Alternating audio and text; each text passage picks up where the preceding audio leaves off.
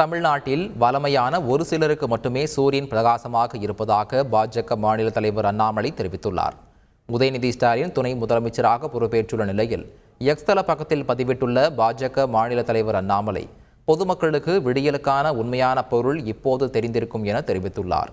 தான் தனது குடும்பம் மற்றும் தலைமை பொறுப்பில் உள்ளவர்களுக்கான விடியல் இது என்றும் அண்ணாமலை குறிப்பிட்டுள்ளார். தமிழ்நாட்டில் வலமையான ஒரு சிலருக்கு மட்டுமே சூரியன் பிரகாசமாக உள்ளதாகவும் மற்ற அனைவருக்கும் கடந்த 40 மாதங்களாக இருள் சூழ்ந்துள்ளதாகவும் பதிவிட்டுள்ளார். 1/3 அமைச்சர்கள் மீது ஊழல் குற்றச்சாட்டு இருக்கும் நிலையில் நேர்மையான ஆட்சியை தருகிறோம் என எப்படி சொல்ல முடியும் என்று பாஜக எம்எல்ஏ வானதி சீனிவாசன் கேள்வி எழுப்பியுள்ளார். சமூக நீதி, சமத்துவம், பெரியாரிய சிந்தனை என்று பல்வேறு டெஃபினேஷனுக்கு அது விளக்கத்தை சொல்கிறார்கள். ஆனால் திராவிட மாடல் என்றால் எங்களை பொறுத்தவரை நாங்கள் பார்ப்பது வாரிசு அரசியல், குடும்ப அரசியல், ஊழல் அரசியல், ஊழலுக்கு துணை போகின்ற அரசியல். தன்னுடைய மந்திரி சபையிலே 1/3 அமைச்சர்கள் ஊழல் குற்றச்சாட்டிற்கு ஆளானவர்களை வைத்துக்கொண்டு மாநிலத்தினுடைய முதல்வர் திரு ஸ்டாலின் அவர்கள் நேர்மையான ஆட்சியை தருகிறேன் என்று எப்படி சொல்ல முடியும்?